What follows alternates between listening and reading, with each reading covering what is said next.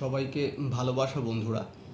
আজকে আমি আপনাদের সামনে বা তোমাদের সামনে একটা মর্নিং হেলথ ড্রিঙ্ক আনতে নিয়ে এসেছি আর কি, যেটা আমাদেরকে সারাদিন ব্যস্ততার মাঝখানে বিভিন্ন রকমভাবে যে আমাদের স্ট্রেসগুলো হয়, তার জন্য আমাদের বডিতে যে ডিফারেন্ট কাইন্ডস অফ টক্সিনগুলো জমা হতে থাকে সেগুলো থেকে আমাদেরকে রিলিজ করবে এবং সেখান থেকে আমাদেরকে স্ট্রেস ম্যানেজমেন্ট হলে কিছুটা হলেও সাহায্য করবে। আমরা জানি আমরা এখন প্রত্যেকেই নানা রকমভাবেই বিজি শিডিউলের সঙ্গে যুক্ত।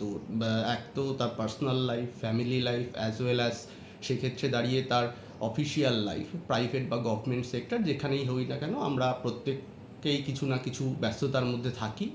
এবং তার সঙ্গে যেটা হয় পলিউশন, যারা স্মোকার বা নন স্মোকার সেক্ষেত্রে দাঁড়িয়েও এই যে পরিবেশ থেকে বিভিন্ন যে পলিউশনগুলো হচ্ছে সেইগুলো আমাদের ইনটেক করতে হয়। অ্যাজ ওয়েল অ্যাজ আমরা চটজলদি হয়তো কোনো দিন টিফিন নিতে পারিনি অফিসে, সেক্ষেত্রে দাঁড়িয়ে আমরা কী করি, একটু চটজলদি ফাস্টফুড খেয়ে নিলাম।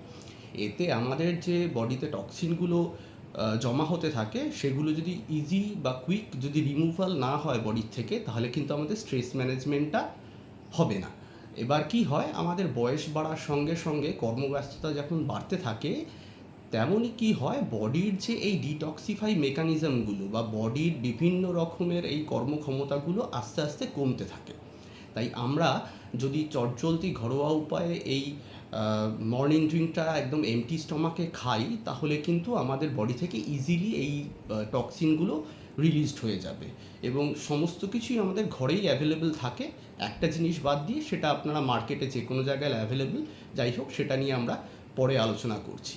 তো আমি কি করেছি, এখানে দেখুন আমি প্রথমেই এক গ্লাস জল নিয়ে নিয়েছি। আচ্ছা, এই জলের সঙ্গে আমি 3 ধরনের ইনগ্রিডিয়েন্টস অ্যাড করব, যেগুলো কি কি উপায়ে আমাদের হেল্প করতে পারে সেটা আমি আপনাদের ভিডিওর শেষে বলবো যে কোনটা আমাদের কী হিসাবে হেল্প করে। তো এখানে আমি প্রথমে এই যে পাতিলেবু রয়েছে, সবার ঘরেই অ্যাভেলেবেল থাকে, তো পাতিলেবুর জুস প্রথমে হচ্ছে গিয়ে আমার এখানে এক্সট্র্যাক্ট করা রয়েছে, আমি 1 টেবিল স্পুন মতন এখানে ঢেলে দেবো।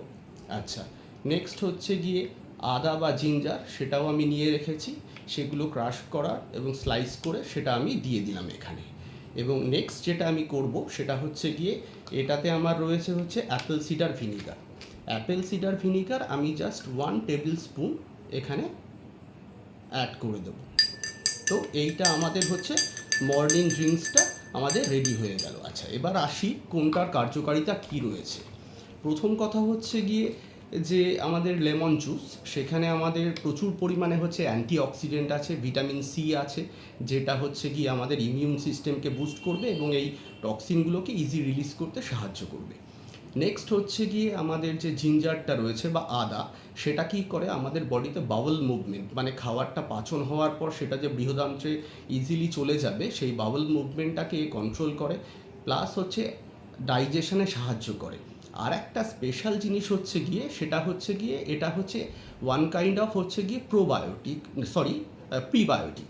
প্রিবায়োটিক কিছু ব্যাপারটা হচ্ছে গিয়ে যে এই যে আমাদের গাটে বা ইন্টেস্টাইনে যে হচ্ছে গিয়ে বেনিফিশিয়াল মাইক্রোফ্লোরা থাকে, যারা আমাদের হজমে এবং ইমিউনিটিতে হেল্প করে, তাদের খাবার হিসাবে কিন্তু এই আমাদের জিঞ্জার বা আদা সাহায্য করে। সুতরাং জিঞ্জার বা আদা যদি আপনার থাকে, সেই মাইক্রোফ্লোরার কিন্তু অ্যামাউন্টটা আপনার বডিতে বাড়বে এবং এই টক্সিন রিলিজ বা বডি রিজুভেনাইল করার ক্ষমতাটা, এটা কিন্তু আস্তে আস্তে বাড়তে শুরু করবে।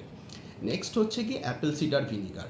অ্যাপেল সিডার ভিনিগারটা আমরা সবসময় মার্কেটে বিভিন্ন ব্র্যান্ডের পেয়ে থাকি।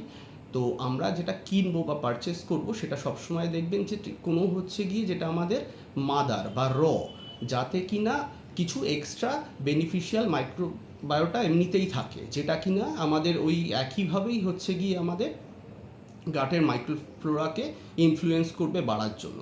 অ্যাজ ওয়েল অ্যাজ যেটা আর একটা ব্যাপার রয়েছে এক্ষেত্রে দাঁড়িয়ে, অ্যাপেল সিডার ভিনিগার কিন্তু পরে একদিন আমি অন্য কোনো ভিডিও নিয়ে আসলে বলবো, এটা কিন্তু আমাদের রেগুলেটরি সিস্টেমে, যেটা হচ্ছে গিয়ে আমাদের ডায়াবেটিস যাদের রয়েছে, সেক্ষেত্রে দাঁড়িয়ে কিন্তু এই ইনসুলিনের যে আমাদের রেজিস্ট্যান্স, সেটা কমাতে সাহায্য করে এবং হচ্ছে গিয়ে ব্লাড সুগারে যে হট করে সুগারের স্পাইক, সেটা কমাতে সাহায্য করে।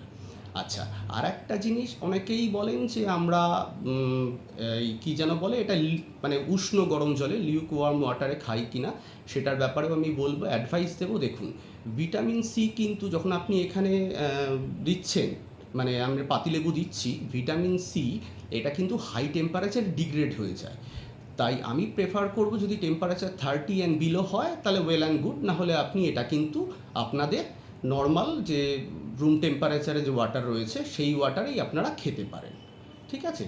তো হ্যাঁ, এবং আরেকটি কথা আপনাদের সবাইকেই বলছি, সেটা হচ্ছে গিয়ে যাদের ক্রিটিক্যাল কোনো মেডিকেল কন্ডিশন আছে, তারা এই ড্রিঙ্কসটা করার আগে অবশ্যই যে কোনো মেডিকেল অফিসার বা ডক্টরের কাছ থেকে সাজেশন নিয়ে থাকবেন। যাই হোক, ভিডিওটা ভালো লাগলে আপনারা একটু লাইক করবেন, কমেন্ট করবেন। সবাই ভালো থাকবেন। নমস্কার।